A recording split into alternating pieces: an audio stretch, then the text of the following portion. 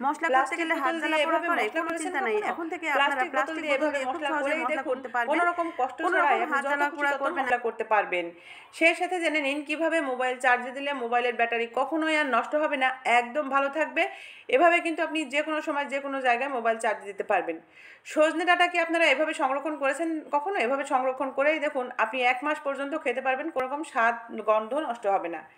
পাকা টমেটো এভাবে সংরক্ষণ করে দেখুন, পাকা টমেটো একটাও নষ্ট হবে না, আপনি দীর্ঘদিন এই টমেটো বাইরে রেখেও খেতে পারবেন।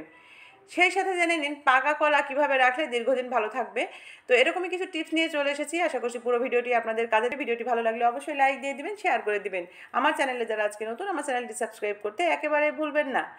বন্ধুরা, আমরা যখন মোবাইল চার্জে দিই দেখা যায় মোবাইল চার্জে ঠিকঠাক মতো না হলে কিন্তু মোবাইলের ব্যাটারিটা নষ্ট হয়ে যায়।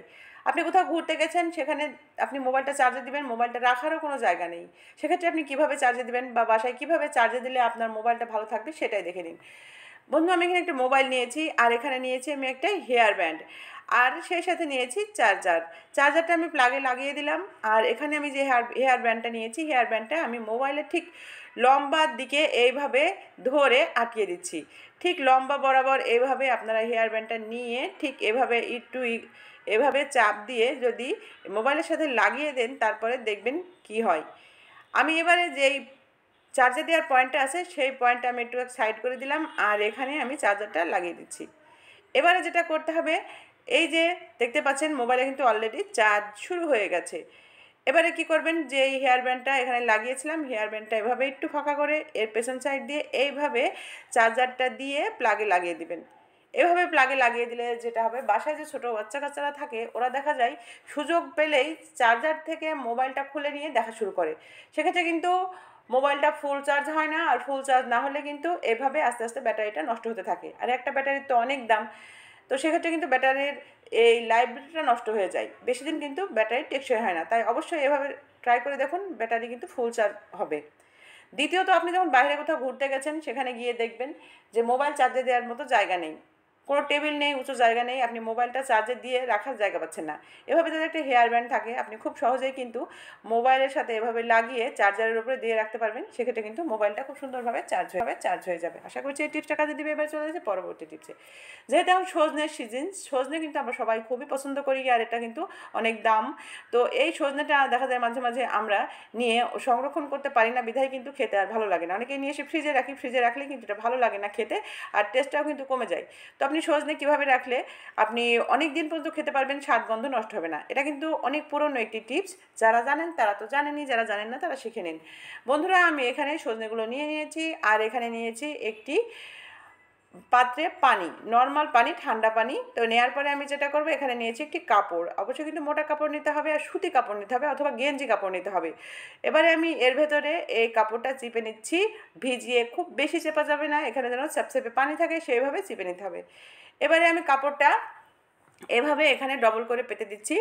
কাপড় কিন্তু মোটা নিতে হবে, অথবা যদি পাতলা কাপড় হয় কয়েক ভাঁজ দিয়ে নিতে হবে, তাহলে মোটা হয়ে যাবে।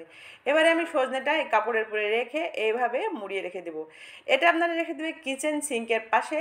কিচেন সিঙ্কে এইভাবে রেখে দিলে মাঝে মাঝেই আপনারা যখনই দেখবেন এই কাপড়টা শুকিয়ে গেছে, তখনই একটু পানি নিয়ে এইভাবে দিয়ে দিলে দেখবেন এই কাপড়টা যতদিন ভেজা থাকবে বা আপনি যতদিন এভাবে ভিজিয়ে রাখতে পারবেন, সজনেগুলো কিন্তু ভালো থাকবে। একটা সজনে নষ্ট হবে না, সজনের স্বাদ গন্ধ একেবারে অটুট থাকবে।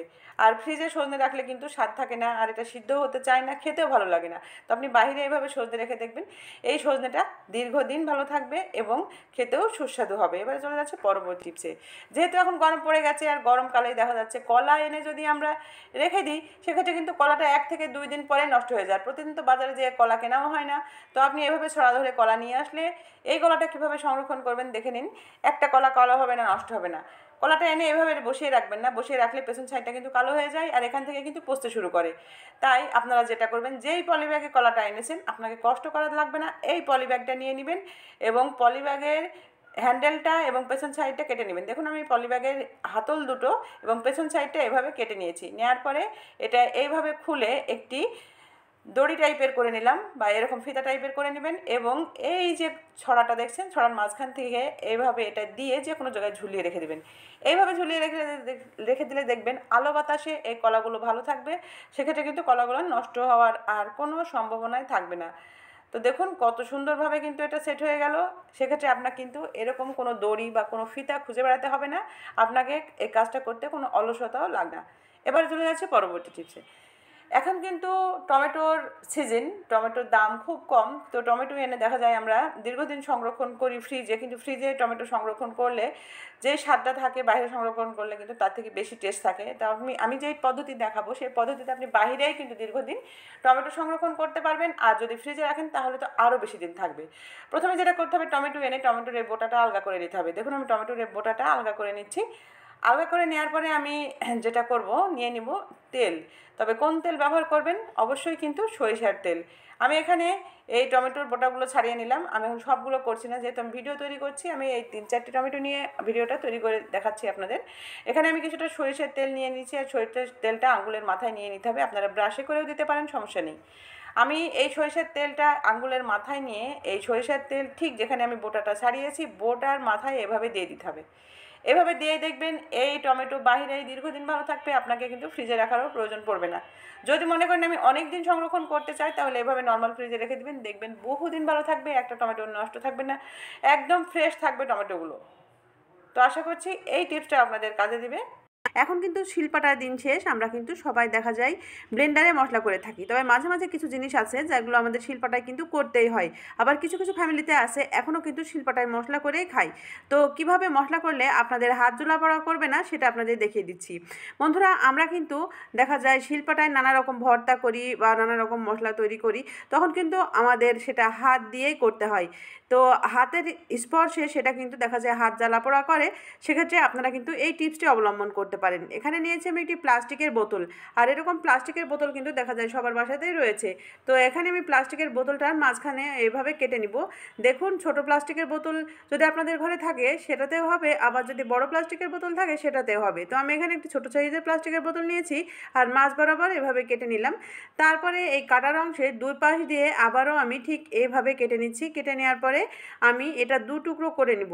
আপনারা দেখলেই বুঝতে পারবেন জিনিসটা আমি কিভাবে তৈরি করছি। তো দেখুন আমি মাঝখান থেকে এভাবে কেটে নিচ্ছি, আর কেটে নেওয়ার পরে যেই অর্ধেকটা রয়ে গেছে সেই অর্ধেকটা আমি এভাবে কেটে আলাদা করে নিলাম, বাকি অর্ধেক এভাবে রেখে দিলাম। এটাও ফেলার দরকার নেই, এটাও কিন্তু কাজে দিবে।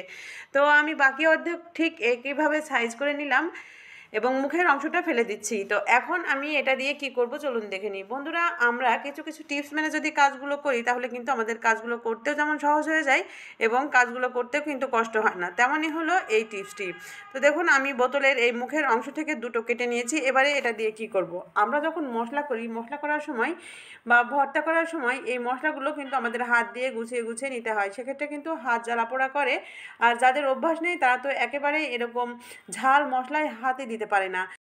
নানি দাদির আমলে দেখা যেত সুপারি গাছের বাকল দিয়ে এভাবে মশলা গুছানোর জিনিসটা তৈরি করে নিত, কিন্তু বর্তমানে এই সুপারি গাছ কিন্তু পাওয়া বেশ কঠিন, আর সুপারি গাছের বাকল তো আর খুঁজেই পাওয়া যায় না। তাই এভাবে আপনারা কিন্তু প্লাস্টিক বোতল দিয়ে মশলা করার পরে মশলাগুলো গুছিয়ে নিতে পারবেন। সেক্ষেত্রে আপনাদের হাত জ্বালা পোড়া করবে না।